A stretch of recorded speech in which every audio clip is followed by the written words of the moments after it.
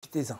Aujourd'hui, il y a un sujet qui m'a beaucoup touché, que j'aimerais partager. J'aimerais partager ma propre expérience avec vous. J'aimerais justement que vous sachiez ce que vous avez à faire dès que vous arrivez nouvellement dans un pays. Et cette vidéo s'adresse particulièrement à ceux-là qui ont traversé le désert, qui ont traversé l'eau pour arriver dans un pays, pour arriver dans leur pays d'accueil. Cette vidéo-là est faite pour vous. Prenez justement tout ce que je vais dire, pas comme une lettre d'or, mais prenez cela comme une expérience qu'une personne est en train de partager avec vous. Ce que j'ai constaté le plus souvent, l'une des premières erreurs à ne pas commettre dès que tu viens nouvellement de mettre ton pied dans un pays, dans le cas par exemple de celui qui a traversé les eaux, qui a traversé le désert pour arriver dans un pays, la première des erreurs à ne pas faire dès que tu mets ce pied, c'est de penser automatiquement que tu vas fuir ce pays et puis aller rejoindre tes amis, aller rejoindre tes parents dans un autre pays. Ce que tu ne sais pas, c'est que le premier pays dans lequel tu as mis le pied là, c'est le pays dans lequel là, c'est devenu comme ton pays d'origine. Parce que je suppose que si tu as bravé toutes ces étapes, tu as traversé le désert, tu as traversé l'eau et tu es arrivé dans le pays, il y a une bonne raison qui t'a poussé à le faire. Et cette raison-là, ça peut être pour des raisons de vie, pour des raisons sociales, quelle que soit la raison qui t'a poussé justement à arriver dans ce pays. Ce pays devient ton premier pays d'origine. Et c'est ce pays-là qui est chargé en fait d'étudier et d'analyser ton cas. Ta demande de protection internationale, c'est ce pays-là qui va l'analyser. Donc l'erreur à ne pas commettre dès que tu mets le pied, c'est de fuir rapidement en pensant que, en te retrouvant dans un pays où on parle la langue que tu parles, là, les choses seront meilleures pour toi. Ce que tu ne sais pas, tu es dans un circuit, tu es dans un processus de demande de protection internationale. Et quand tu vas te retrouver dans le nouveau pays, et tu verras tout simplement que ta demande de protection, là, on va te ramener dans ton pays d'origine. Et le plus souvent, ceux qui embarquent sur cette voie tombent sur des pays sur lesquels ils ne parlent pas du tout la langue. Tu vas te retrouver dans un pays comme l'Italie, l'Espagne ou même la Grèce où tu ne parles pas du tout la langue. Donc, il faut rester tranquille là. Ils vont analyser ta procédure justement de demande de protection internationale et par la suite, tu pourras faire tout ce que tu as envie de faire. Mais j'ai dit, ne fuyez pas pour vous retrouver dans un pays où vous parlez la langue que vous pensez que vous maîtrisez la mieux. Ça, c'est une erreur à ne pas commettre.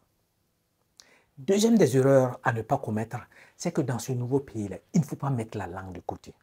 Ne vous dites pas que c'est une nouvelle langue, c'est une langue que moi je ne comprends pas, je ne sais même pas ce qu'ils sont en train de raconter. Donc pour moi, ce n'est pas intéressant. Je veux parler la langue que je parle. Si c'est dans votre cas, c'est le français ou l'anglais, je veux me retrouver dans un pays où on parle ça. Non. Prenez le temps d'apprendre la langue. Personne ne vous demande de devenir une personne experte dans la langue de ce pays parce que vous ne pouvez jamais le devenir. Mais prenez le temps d'apprendre la langue. Allez à l'école, apprenez ce qu'on va appeler les bases. Parce que la langue là est divisée en 3 catégories. C'est eux-mêmes qui l'ont divisée, hein, des catégories internationales. Il y a la catégorie A, c'est-à-dire le niveau de langue A, où tu es considéré comme quelqu'un qui vient d'apprendre, tu es un débutant, tu ne maîtrises pas tout. Il y a la catégorie B, où tu es considéré comme intermédiaire. C'est-à-dire que quand quelqu'un parle, tu comprends, tu peux répondre, tu peux poser des questions, tu peux t'orienter sans totalement te perdre.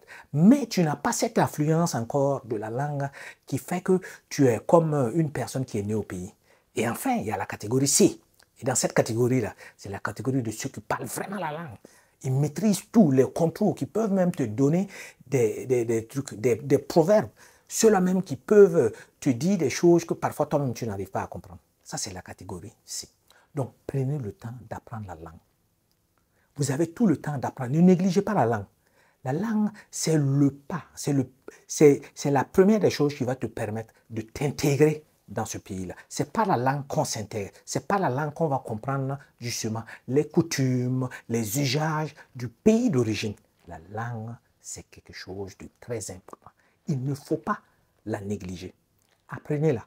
Et en apprenant cette langue-là, vous aurez ce qu'on va appeler un certificat. Si vous avez un certificat niveau B, vous vous rendrez compte que ça va vous ouvrir des portes. Ça va vous donner l'accès à la formation. Et ça sera beaucoup plus facile pour vous. Parce que vous pouvez aller faire des formations de courte durée qui vont aller de 3 à 6 mois. et qui vous permettront d'avoir un certificat. Et ce certificat-là, vous pouvez le monnayer parce que vous venez d'arriver dans le pays. Sans ce certificat, vous allez vous rendre compte que vous n'avez pas accès à certains types de travail. Avec ce certificat, vous aurez accès à ces boulots-là. Avec ce certificat-là, cela va vous ouvrir des portes parce que vous êtes sur le chemin de l'intégration.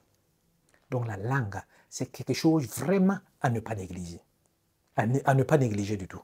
Et la troisième des erreurs, ça c'est une erreur fréquente et courante que je vois. Parce que dès que tu rentres en Europe, tu as l'impression que tu es rentré dans le pays où il y a toutes les libertés, où tu peux faire tout ce que tu veux. Et le plus souvent, moi, mes jeunes frères, ils se trompent beaucoup en pensant que là, ok, maintenant, j'ai accès à tout. Donc, il y a ceux-là qui seront tentés de se mettre à consommer beaucoup plus de substances. Ça peut être des substances alcooliques ou même ça peut être des substances justement pour se retrouver dans une position, comme eux-mêmes ils le disent, là, je vais me mettre high. Je vais justement me mettre ça parce que j'ai des problèmes. Il faut que je fume pour oublier certaines choses. Ça, c'est une grosse erreur. Parce qu'en vous intégrant dedans là, vous pouvez facilement emprunter l'autre route. Et cette route-là, c'est quoi? C'est la route qui va faire de telle sorte que vous aurez envie de revenir, mais ce sera très difficile. Parce que vous deviendrez addict à ces choses. Vous deviendrez addict aux substances. Vous deviendrez addict à l'alcool. Et pour vous, ça sera très difficile. Donc, restez focus et concentré. La raison pour laquelle vous avez mis le pied en Europe, là, vous devez toujours avoir ça en tête. N'oubliez jamais ça, l'objectif. Ce pourquoi vous êtes dans ce pays-là, il faut vous concentrer sur cela. Parce que facilement, le cerveau de l'homme, là, il a tendance à rechercher les choses les plus faciles ou à rechercher les choses justement auxquelles il n'avait pas accès. Dans ton pays, c'est difficile pour toi d'avoir l'alcool pour boire ou de fumer à gauche. Tu te rends compte qu'ici, c'est comme si on dépose ça sur la route. Tu peux aller tout tranquillement, aller récupérer ça, tu peux te mettre, tu peux te faire... Non, ça c'est une erreur à ne pas faire. Voici des erreurs que j'ai constatées que beaucoup de gens font, surtout ceux qui empruntent certaines voies pour arriver. Je suis en train de parler de ceux qui vont traverser justement le désert, qui vont traverser justement l'eau pour arriver dans un pays. Donc, prenez garde et ne tombez pas dans ces erreurs-là. Ces erreurs-là, en fait, ce sont des erreurs, je me suis rendu compte que beaucoup de gens le font. Donc, prenez le soin de ne pas vous tromper là-dessus.